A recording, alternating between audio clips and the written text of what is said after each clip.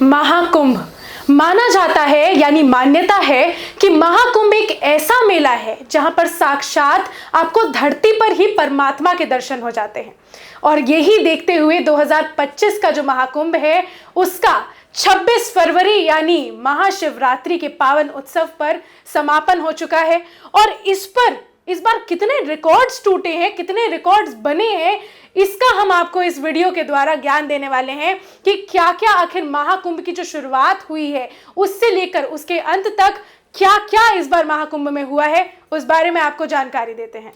महाकुंभ के बारे में सबसे बड़ी जो धारणा है वो है पाप धुलने की। आपने कितने भी पाप किए हैं, अगर आपने इसमें डुबकी लगा ली, गंगा यमुना सरस्वती जो अगस्त नदी है, तीनों के संगम प्रयागराज पर अगर पहुंचते हैं, डुबकी लगा लेते हैं, आपके जब तक ये सारे अनजाने हुए पाप नष्ट हो जाते हैं, यानी मोक्ष की प्राप्ति का द्वार खुलता है। बिल्कुल हम बात करेंगे, यहाँ पे बहुत सारी घटनाएं घटी हैं। सबसे ज़्यादा जो बात हुई, सरकार ने जो व्यवस्थाएं की हैं उनमें चाहे वो फायर की व्यवस्था हो, ट्रांसपोर्ट की व्यवस्था हो, टेंट की व्यवस्था हो, वीवीआईपी के रहने की व्यवस्था हो, स्नान की व्यवस्था हो, और कुछ न कुछ बात करें तो इस बार देखा होगा आपने सबसे ज्यादा भंडारे भी लगाए गए। जी जी जी, बिल्कुल सही कहा। वीवीआईपी की आपने सर बात की तो इस बार कई वीवीआईपीज, कई दिग्गज जो है वो महाकुंभ में शामिल हुए हैं, क्योंकि दावा किया जा रहा था कि 144 साल बाद ये पावन महाकुंभ का जो मेला है वो प्रयागराज में आया है। तो देखते हैं, आज आपको बताते हैं कि कौन कौन से दिग्गज शामिल हुए, क्या व्यवस्था थी और किस तरीके से 2025 का महाकुंभ रहा। सबसे पहले हम आपको बताते हैं कि शाही स्नान की जो तारीखें की गई थी वो कौन कौन सी थी।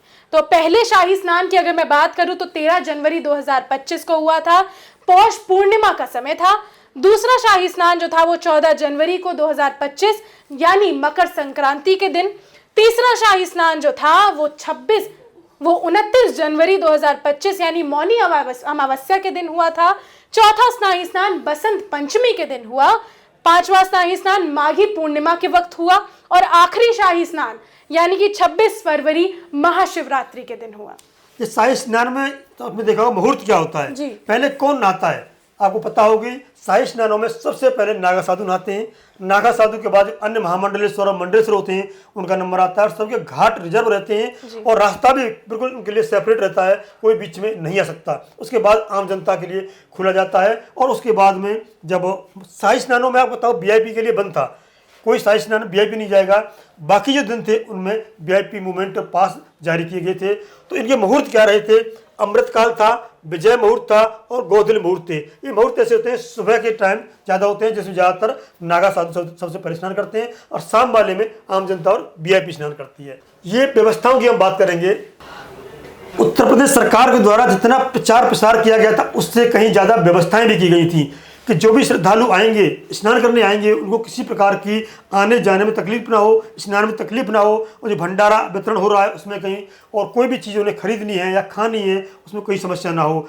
पुलिस की व्यवस्था हो, चाहे सीसीटीवी कैमरे की व्यवस्था हो या स्नान में जो व्यवस्थाएँ की गई थी। बात करें, देखिए आप 4000 हेक्टेयर का एरिया उन्होंने डेवलप किया गया था। वहाँ पर जितने भी घाट थे, जो अहमदाबाद का जो 25 एकड़ का वो है, क्या नाम है, नरेंद्र मोदी स्टेडियम है, उससे भी 160 गुना एरिया मेले के लिए यानी कुंभ के लिए रिजर्व किया गया था। और चारों तरफ से हम दिखाएंगे आपको आगे स्लाइड में, आने जाने के लिए रास्ता बनाए गए थे।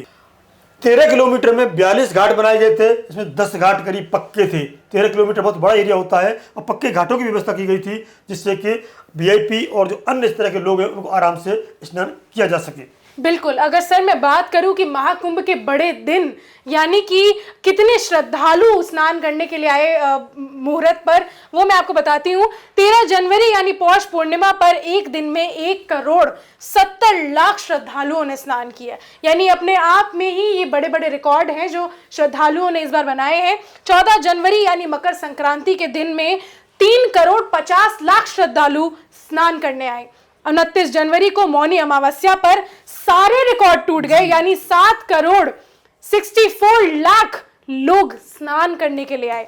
3 फरवरी यानी बसंत पंचमी की अगर मैं बात करूं तो 2,57,00,000 श्रद्धालुओं ने स्नान किया।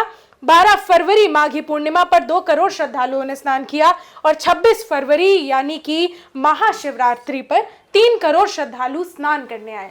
करीब 15 करोड़ लोगों ने ये जो बड़े दिन थे शाही स्नान थे, उन्हीं में स्नान किया है। और आपको पता होगी, शायद छोटी सी घटना घटी थी, इसके बारे में ज़्यादा नहीं बोलेंगे, किंतु ये 7 करोड़ 64 लोग आए थे, जो 64 लाख लोग आए थे, उस दिन की घटना के बारे में अगली स्लाइड में बात करेंगे। किंतु वास्तव में 7 करोड़ 7.5 करोड़ लोग एक दिन में आएंगे, तो क्या व्यवस्था कितनी रह सकती है, चरमरा सकती है, इन सब पे अगली स्लाइड में बात करेंगे। तो 7 करोड़ अपने आप में बहुत बड़ा आंकड़ा है। बिल्कुल सही कहा कि जैसे कहा कि आज तक का रिकॉर्ड जो है वो सारे रिकॉर्ड तोड़ दिए, और 7.5 करोड़ से ज्यादा लोग जो थे वो एक साथ स्नान करने पहुंचे। कई देशों की जनसंख्या से ज्यादा है ये। बिल्कुल, ये सिर्फ स्नान करने पहुंचे हैं प्रयागराज। भाई गुजरात प्रदेश की बात करें, गुजरात हुआ, हरियाणा हुआ, जितने प्रदेश हैं उनसे भी कहीं ज्यादा है। बिल्कुल, ये जो बात है कि हरियाणा त्रिवेणी जो है प्रयागराज में, तो रास्ते क्या बनाए गए थे, एक रास्ते से जाएंगे, एक से जाएंगे, तो इसलिए की व्यवस्था की गई थी, ऐसा कोई व्यवस्था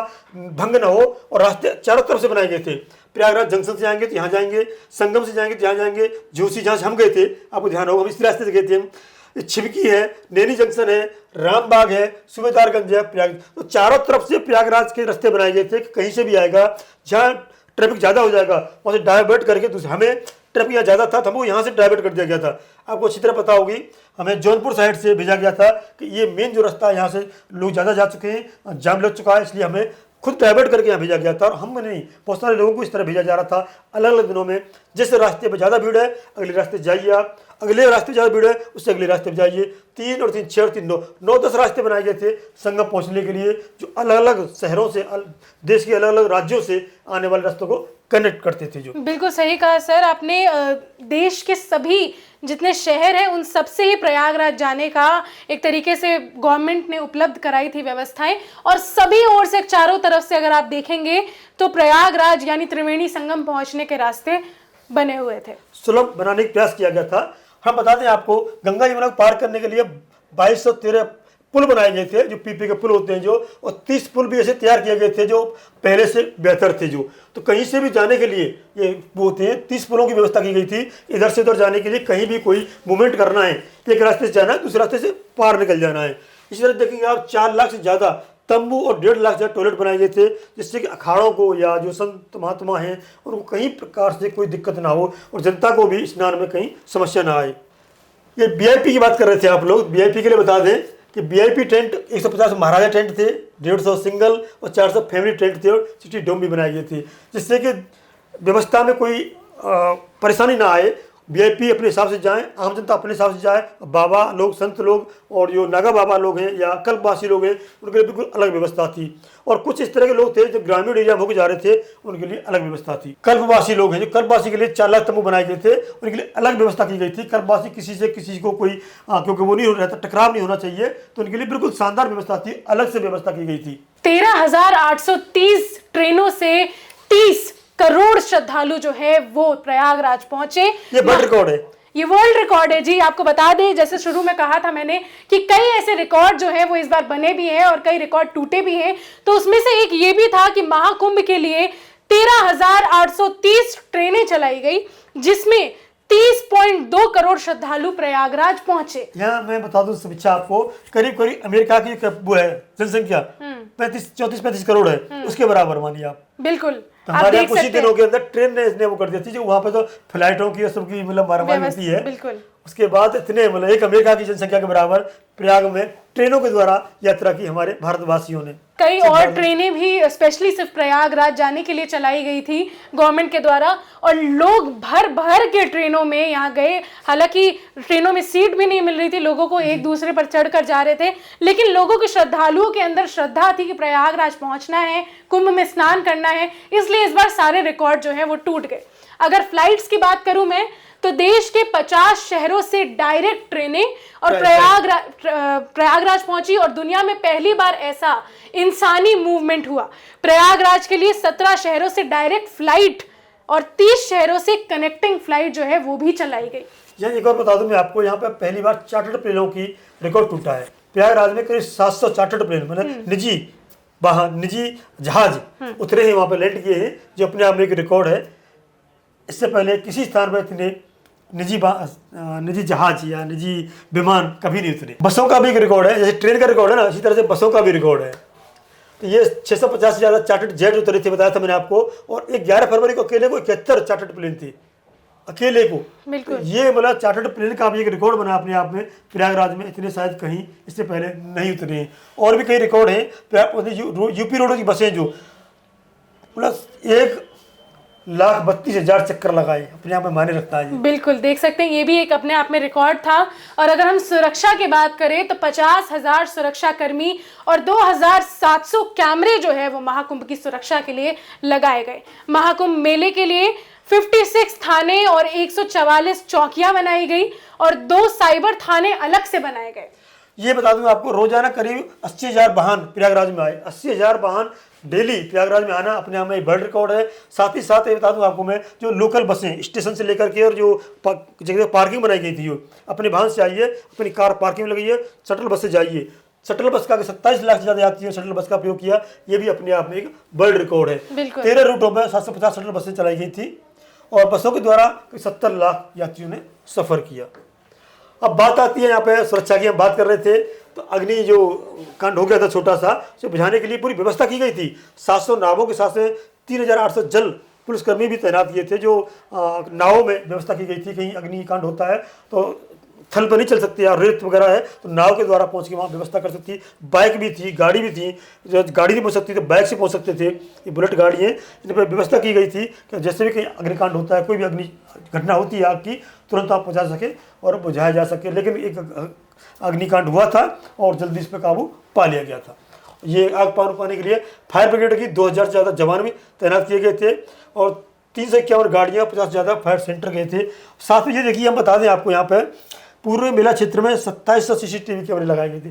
CCTV कैमरे लगाना कोई बड़ी बात नहीं है, किंतु यहाँ ऐसे CCTV कैमरे लगाए गए थे, अगर एक बार मेरा फेस देख लिया उसने और मैं खो गया तो वो जब भी जाऊँगा मैं, वो अपने ढूंढ बता देगा ये व्यक्ति इतने बजे यहाँ था और इस समय वहाँ पर है।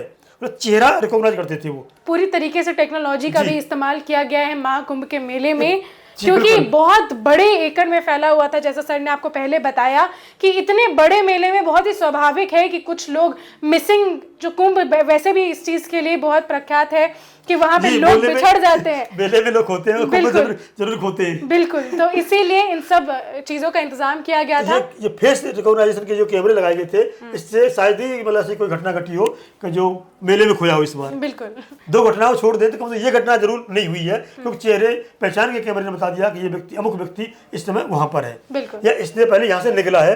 पहचानने में और उसे ढूंढने में बहुत आसानी रही है। अगर मेला क्षेत्र में मैं हॉस्पिटल व्यवस्था की बात करूं तो 43 हॉस्पिटल बने, 6 लाख लोगों का इलाज भी किया गया और 125 एम्बुलेंस के साथ एयर एम्बुलेंस और रिवर एम्बुलेंस भी तैनात की गई। यानी सिर्फ जो रोड पर चलती है वो एम्बुलेंस नहीं, रिवर पर भी चलने वाली एम्बुलेंस, इनफैक्ट एयर से भी आने वाली एम्बुलेंस, यानी सब कुछ कवर किया गया ताकि लोगों को स्वास्थ्य समस्या से जल्द बचाया जा सके, निवारण हो सके अगर किसी को कोई समस्या आती है तो। और जब केवल इलाज भी किया गया 13,000 हॉस्पिटल बना करके वहाँ पे, और केंद्रीय अस्पताल के 20 बच्चों का जन्म भी हुआ वहाँ पे। देखिए आप जी, मतलब वहाँ पे ऐसा व्यवस्था वैसे नहीं जाना चाहिए थे, प्रेग्नेंट लेडी को नहीं होना चाहिए वहाँ पे, किंतु वहाँ गए और वहाँ जन्म भी पैदा हुआ बच्चों को और 250 से ज़्यादा मरीजों को ICU में जान बचाई गई। हम बात करते हैं, देखिए हम सब कुछ बात कर ली, सफाई की बात आती है। सफाई कर्मी दिन रात लगे रहे, उन्होंने वर्ल्ड रिकॉर्ड बनाया है। ये भी एक वर्ल्ड रिकॉर्ड है अपने आप में जी।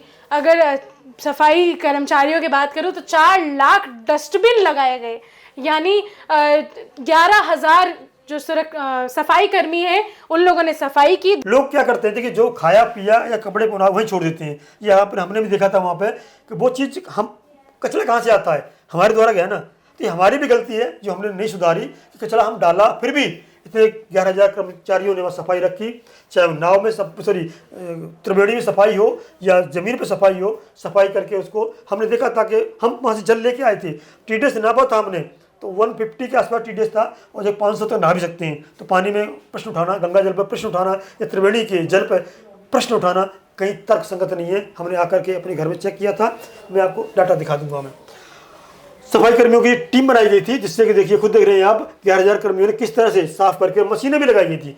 बहुत सारी ऐसी मशीनें थी ये तो उठा रहे हैं यहाँ पे, जहाँ मशीन नहीं जा सकती थी, ज़्यादा पानी था, वहाँ पे मशीनों के द्वारा सफाई की गई थी। मेला का जो क्षेत्र था, यानी कुंभ में मेला भी था, तो उसमें 3 लाख करोड़ के लेन देन का जो है वो अनुमान लगाया गया है। यूपी सरकार ने महाकुंभ पर 7,500 करोड़ खर्च किए जिसके 2100 करोड़ केंद्र सरकार ने दिए थे। इस आयोजन में 10 लाख से ज्यादा लोगों को अस्थायी रोजगार मिलने का अनुमान भी है। मेला प्राधिकरण ने 8000 से ज्यादा दुकानों का अलॉटमेंट कर 44.98 करोड़ रुपए कमाए। थोड़ा सा पीछे बता दूं, मैं यहाँ पे जो लोग हमसे बात कर रहे थे वो बता रहे थे, तो उन्होंने कहा था कि इस बार भंडारे बहुत की, अडानी अंबानी का भंडारा तो बहुत बड़े स्तर पर था, पर बाकी सामान्य जो जन है जो दान पुण्य करते हैं, उन्होंने बहुत सारे भंडारे लगाए, तो भंडारे लोगों ने ज्यादा खाए। तो दुकानदारों की इस तरह की जो भोजन की बिक्री थी, या कचौड़ी वाले की जो दुकान फेमस हुई थी बिकने के लिए, कई लाख में कचौड़ी की दुकान जो नीलाम हुई थी, ऐसी जो दुकानें थी उनकी बिक्री बहुत कम हुई है, क्योंकि वहाँ प्रसाद के रूप में भंडारे बहुत चले हैं। तो ये थोड़ा सा वहाँ पर लोगों ने हमें बताया। साथ ही साथ बता दें कि यहाँ पे फूलों की बिक्री, अन्य सामान, प्रसाद, तेल, दीपक, अगरबत्ती, किताबें, धार्मिक पुस्तकें, इस तरह बहुत सामान बिका है और ये हजारों करोड़ का व्यापार हुआ है। 21,000 लोगों ने एक साथ झाड़ू लगाई, ये भी एक अलग तरीके का रिकॉर्ड था। इसमें 4 तरीके के रिकॉर्ड बने। 14 फरवरी को 329 सफाई कर्मियों ने एक साथ महाकुंभ के अलग अलग घाटों पर और गंगा और यमुना नदी की सफाई कर Guinness book of world record में अपना नाम दर्ज किया। और यहीं 24 फरवरी को 21,000 लोगों ने एक साथ झाड़ू लगाई, जो वर्ल्ड रिकॉर्ड बना। 2019 के कुंभ में 10,000 सफाई कर्मियों ने यह रिकॉर्ड बनाया था, जिसे 2025 में तोड़ दिया गया। यही बसों का भी रिकॉर्ड है। यहाँ पे 25 फरवरी को 550 से ज्यादा शटल बसें चलाने का विश्व रिकॉर्ड बना, जो 19 में 500 बसों का था। तो रिकॉर्ड तो खैर टूटने के लिए बनते हैं, क्योंकि ये जो वर्ल्ड रिकॉर्ड बने हैं एक के बाद एक, चाहे सफाई का हो, बस का हो, ट्रेन का हो, जहाज का हो, चार्टर्ड प्लेन का हो, मतलब कोई ऐसा क्षेत्र नहीं रहा, चाहे बिक्री का हो, बिल्कुल, मतलब जिसमें वर्ल्ड रिकॉर्ड ना बने हो।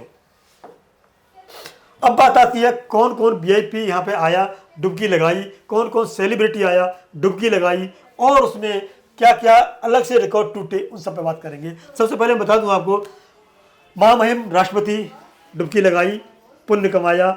प्रधानमंत्री नरेंद्र मोदी, गृह मंत्री अमित शाह, रक्षा मंत्री Rajnath Singh, transport minister Gadkari, UP के मुख्यमंत्री योगी आदित्यनाथ, यूपी के राज्यपाल आनंदीबेन पटेल, राजस्थान के मुख्यमंत्री भजन लाल, हरियाणा के मुख्यमंत्री नायब सिंह सैनी, मणिपुर के सीएम एन सिंह, गुजरात के मुख्यमंत्री भूपेंद्र पटेल, राज्यसभा सांसद सुधा मूर्ति, सपा के राष्ट्रीय अध्यक्ष अखिलेश यादव, बातें बड़ी बड़ी कर रहे थे कि वो खुद भी गए थे, और यूपी विधानसभा विपक्ष के नेता माता प्रसाद पांडे अखिलेश यादव की पार्टी से हैं। बिल्कुल, अब आपने देखा ये राजनीतिक लोग हैं। ये जितने भी राजनीतिक नेता जो है वो महाकुंभ में जिन्होंने डुबकी लगाई, उसका नाम ये बता दूं बीच में थोड़ा सा, कांग्रेस की तरफ से भी दिग्विजय सिंह और उनके बेटे भी गए थे।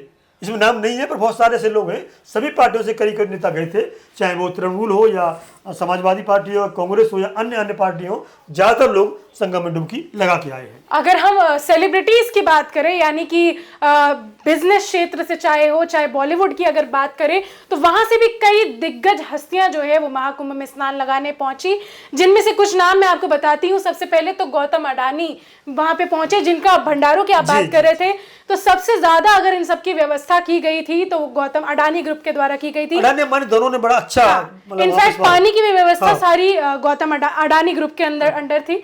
वहीं मुकेश अंबानी की अगर बात करें तो उन्होंने भी बहुत से दान्य पुण्य जो है वो वहां पे किए, और उनकी 4 पीढ़ियां जो है वो वहां पर। हाँ, ये अच्छी बात बताई आपने कि मुकेश अंबानी की माँ कोकिलाबेन अंबानी, मुकेश अंबानी, उनका बेटा, उनका भी बेटा, यानी 4 पीढ़ियों ने एक साथ डुबकी लगाई संगम में। अगर हम अब सेलिब्रिटीज पर आए, यानी बॉलीवुड हस्तियों पर आए, तो अनुपम खेर, अक्षय कुमार, संजय मिश्रा, पंकज त्रिपाठी, हेमा मालिनी, नीना गुप्ता, कैटरीना कैफ, विकी कौशल, सुनील शेट्टी, रवीना टंडन, आशुतोष राणा, विद्युत जामवाल, राजकुमार राव, रेमो डिसूजा, सुनील ग्रोवर, गुरु रंधावा, तमन्ना भाटिया, जया प्रदा, पत्रलेखा, एकता कपूर, और ऐसे कई और जो सेलिब्रिटीज है वो यहाँ पर डुबकी लगाने पहुंचे। ये बता दें, जयप्रदा भी आपको अच्छी तरह पता होगी, समाजवादी पार्टी से है।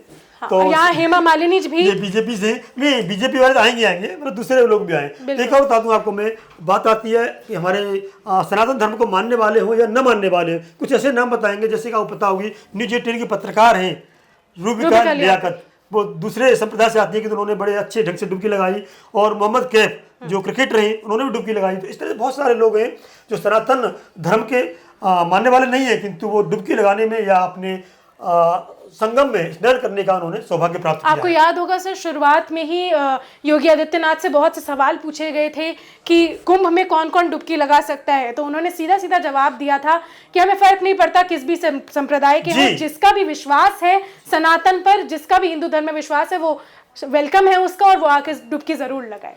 ये पर्व होते हैं, पर्व किसी के नहीं होते, पर्व अपने श्रद्धा के होते हैं, मन के होते हैं, विश्वास के होते हैं। और वैसे हम मानते हैं कि वहाँ पे जाके पाप धुलते हैं, लेकिन सबसे बड़ी बात है कि हमारा मन धुलता है। बिल्कुल। तो हम बात करेंगे साथ ही साथ में कुछ रिकॉर्ड के बारे में, वो मैं यहाँ ऊपर ले आता हूँ, ये अच्छी तरह से हम बात कर सकते हैं। ये बड़े रिकॉर्ड है, इसलिए हम बड़ा करके बताएंगे आपको। यहाँ पे चंबा नदी में 66 करोड़ श्रद्धालुओं ने डुबकी लगाई। 66 करोड़ का मतलब होता है अमेरिका की आबादी का दुगना। अमेरिका की जो आबादी उसका दुगना इन 45 दिन के अंदर, यानी 13 जनवरी से और 26 फरवरी के बीच में 66 करोड़ लोगों ने, 44 दिन के अंदर 66 करोड़ लोगों ने डुबकी लगाई है, यानी संगम में स्नान किया है, यानी अपने पुण्य प्राप्त किया है। कुल आंकड़ा 67-68 करोड़ तक पहुंच सकता है, ये मतलब एक अनुमान है। 73 देशों के राजनयिक और अमृतकाल स्नान में हिस्सा लिया। देखिए आप, ऐसा नहीं है, 73 देश के राजनयिक। आपने देखा कई ऐसी फोटो वायरल हुई है विदेशियों की, जो बिल्कुल हमारे जो संत महात्मा होते हैं उसी वेशभूषा में 7 फुट लंबे और इस तरह के लोग मतलब आकर स्नान कर रहे थे और मतलब माला फेर रहे थे, और उसमें जो विधि विधान होता है उससे पूजा पाठ भी कर रहे थे। जिसका एक बहुत बड़ा एग्जांपल है बिल गेट्स जो थे, वो भी अपने परिवार के साथ वहां पहुंचे थे और उन्होंने डुबकी लगाई, जिनकी बहुत ज्यादा तस्वीरें जो है वो शुरू में ही वायरल हो रही थी। तो बहुत सारे विदेशी है, 73 देश मायने रखता है जी। नेपाल के 50 लाख से ज्यादा लोग स्नान करने आए। अमेरिका, ब्रिटेन, फ्रांस सहित दुनिया के कोने कोने से श्रद्धालु आए। और सबसे बड़ी बात तो मैं आपको शायद इसमें नहीं हम लगा पाए, नेपाल, भूटान और उनके राजघराने जिस तरह के लोग हैं, जो वहाँ से भी काफ़ी लोग यहाँ पे स्नान करने आए थे। तो ये था हमारा एक छोटा सा आंकड़ा जो कुंभ के बारे में बताया गया था, क्या क्या विश्व रिकॉर्ड बने हैं और किन लोगों ने सहयोग किया है और किन लोगों ने, हस्तियों ने इसमें डुबकी लगाई है। तो जैसा कि हमने आपको एक एक आंकड़े को हमने कोशिश किया कि आपके सामने लाए, और हर तरीके का जो महाकुंभ में व्यवस्था की गई, चाहे वहाँ पे सफाई की बात हो, चाहे पे दिग्गजों की बात हो, उनकी व्यवस्था की बात हो, चाहे फेस रिकॉग्निशन वाले सिक्योरिटी कैमरास की बात हो, या फिर वर्ल्ड रिकॉर्ड्स बनाने की बात हो, हमने आपके सामने सब कुछ कवर करने की कोशिश की और आपको बताया कि महाकुंभ 2025 किस प्रकार से संपन्न हुआ। आशा करते हैं कि आपको इस वीडियो से काफ़ी जानकारी मिली होगी, और इसी के साथ हम इस वीडियो को अब विराम देते हैं। प्लीज़ हमारे चैनल को सब्सक्राइब कीजिए, लाइक कीजिए और देखते रहिए पॉलिटिकल लाइव।